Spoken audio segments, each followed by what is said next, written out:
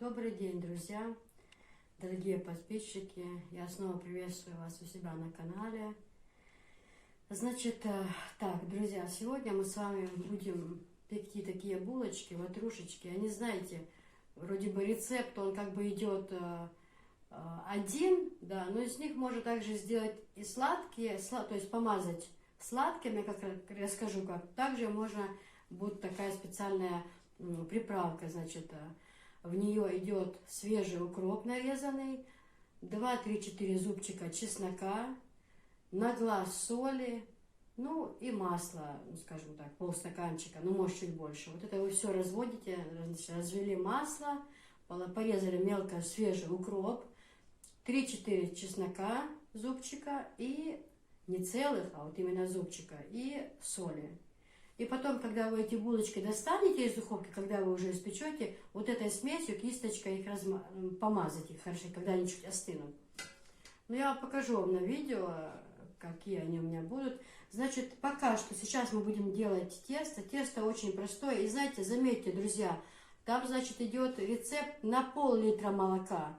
Но так как у нас семья, как бы, я делаю всегда на литр. То есть, что нам понадобится? Вот литр молока нам понадобится, пачка масла, либо маргарина, соль, сахар и дрожжи вот такие, быстро приготовляемые. Мука, значит, мука идет на рецепт 0,5 литров молока 1 килограмм. Но раз мы будем делать на литр молока, значит, в пределах 2 килограмма муки, вот так вот. Ну, я вам дальше покажу, что я и как буду делать. Друзья, ну вот смотрите, я поставила разогревать литр молока. Вот здесь у меня растапливаю масло. Только имейте в виду, молоко теплое, не горячее прям, а слегка теплое. Так как масло тоже будет как бы горячеватое, то молоко, теплое, чтобы оно было не горячее. Друзья, смотрите, нагрела я молоко. Оно теплое до нужной температуры. Значит, выливаем сюда пачку масла, можно маргарина.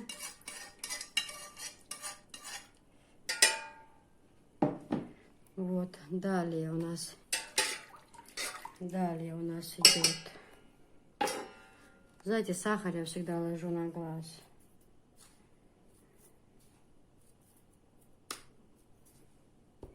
Так, сахара, соли ложим.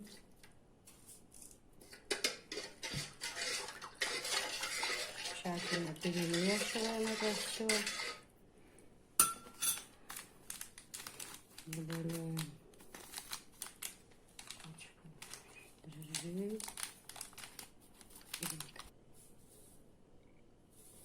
Вот так вот пачку дрожжей кладем. Значит, и начинаем. Мука у меня просеянная. Я процедила ее сразу. Аккуратно размешиваем. Добавляем муку и аккуратно мешаем.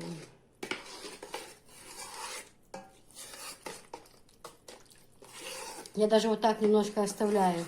Но минут на 5 всегда оно постоит. Не всю муку вначале, а минут 5 вот так вот оставляю. Оно немного постоит. Это хорошее тесто, отличное. Оно не может не получиться. Булочки вы можете помазать и медом, но только никогда только горячее. Вот пускай минуты 2-3 постоят они немножко, и тогда далее можете совместить сметану и сахар, хорошо взбить, помазать этим, опять не в горячем виде. То есть фантазировать можно что угодно.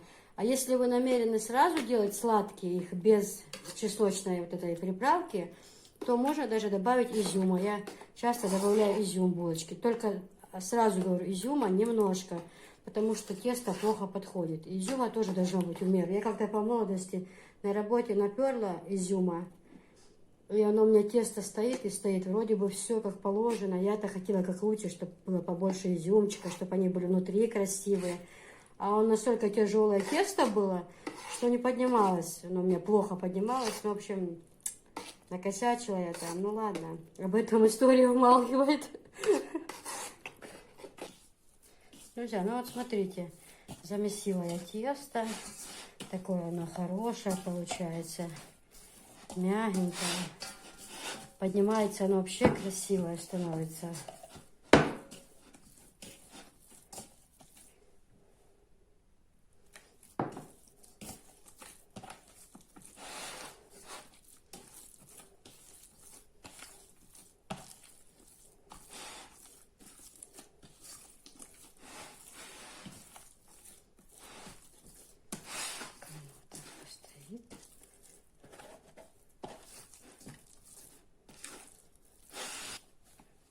Друзья, все, вот готово.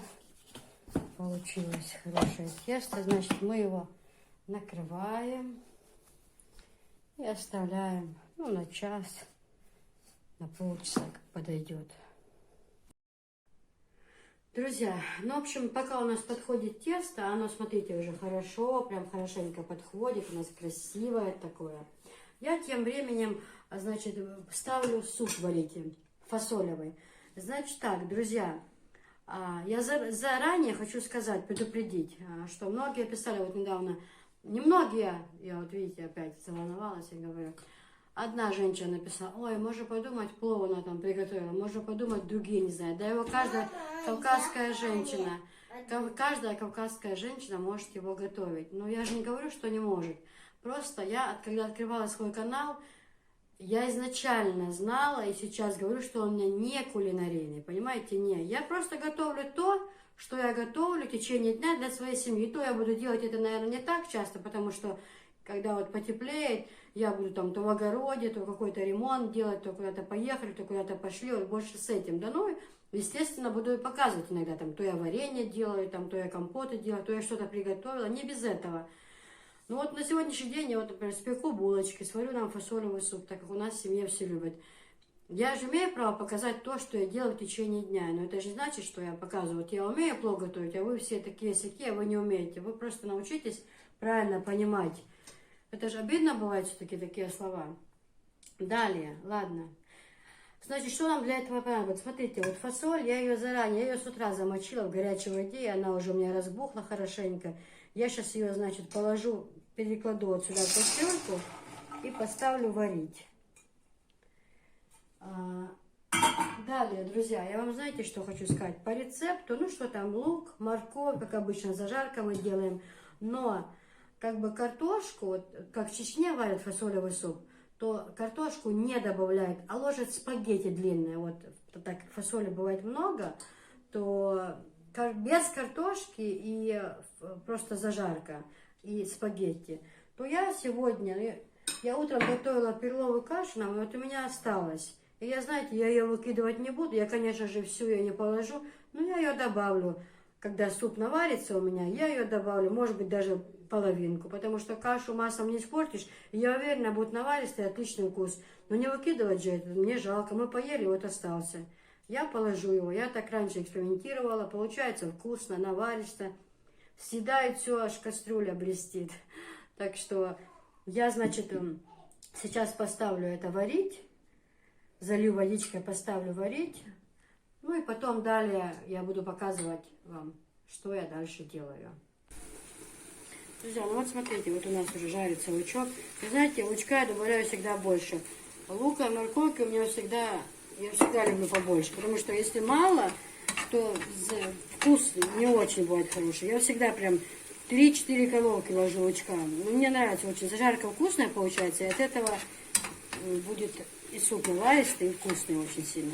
Смотрите, вот у нас уже варится фасолька. Значит, друзья, знаете еще, что еще вам посоветую, может, многие так и делают. Вот представьте, он такой наваристый в конце, лаврового листика я ложу, ну, листочек или два. И в конце всегда, смотрите, ложу, может, у кого есть, то у многих будет укроп, вот сухой укроп. Я его ломаю на палочки и окунаю просто, он у меня полежит там в супе, ну, минут 10-20, и потом я его достаю. Но до такой степени бывает вкус хороший. Вот прям запах укропчика, ну такой суп вкусный. Обязательно несколько вот таких вот ложите штучек, не надо их мелко ломать, а потом их достаньте, он свой вкус возьмет, питается, ну просто очень вкусно. Вот советую вам, у кого есть, может, сушеный вот такой укроп, то, пожалуйста, сами убедитесь, как оно будет вкусно. Все. Друзья, ну вот смотрите, тесто наше уже подошло. Смотрите, какое оно красивое. Сейчас, значит, буду улаживать его в формочки. Вот смотрите, я уже положила пигментовую бумагу. Ложим.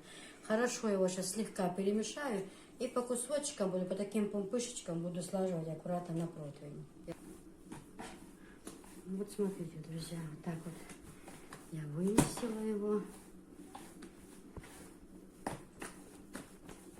А теперь маленькими вот такими пумпушечками выложу. Потом будем с вами ложить его на противень.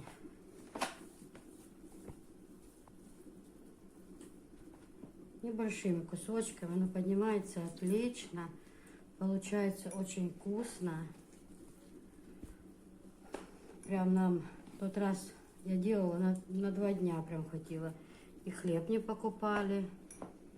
Я и сладкие сделала, и соленые сделала, ну то есть с чесночком. Друзья, ну вот смотрите. Такие пампышечки я слаживаю.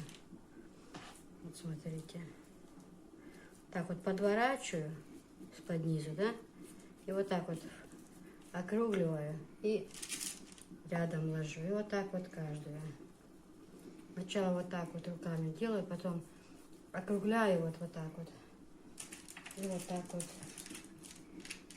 ложу. Очень хорошее получается вообще. Я вот сделаю с чесноком, я вам потом покажу, потому что на видео у меня там много займет времени. Я вам уже готовое потом выложу, каким они будут видеть, когда я их испеку.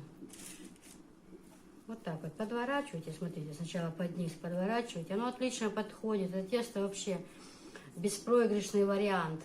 Как бы получается даже у любой не знающей, не дружившейся с тестом, скажем так, хозяйки. Ну, хорошо, поэтому сейчас я вам вот это еще покажу. Ну все, дальше я это... Сварился такой супчик, прям хороший, наваристый. Смотрите, я 2 картошки, я их сварила и потолкла сюда. То есть я не люблю, когда они красные такие, все берут цвет, некрасивые какие-то кусками. Мне нравится так, я растолкла их. И вот такой супчик хороший, наваристый. Я сюда перловки положила. Ее почти не видно, вот видите? Очень ароматный. Вот смотрите, вот так вот ложу укроп сейчас. Он буквально прокипит несколько минуток. И я его потом достану, то есть. Вот так вот. Варите такой супчик. Приятно. Друзья, ну вот смотрите, в процессе наши булочки. В общем, следующее видео уже заложу, прикреплю, то есть, когда я их уже достану, когда я их помажу. Значит, у меня в квадратном подносе будут с чесночной приправой, а в круглом я помажу медом. Я в тот раз так делала, нам очень понравилось. Сладкие были очень вкусные. Такие пампышечки с чесночком. Это второй противень.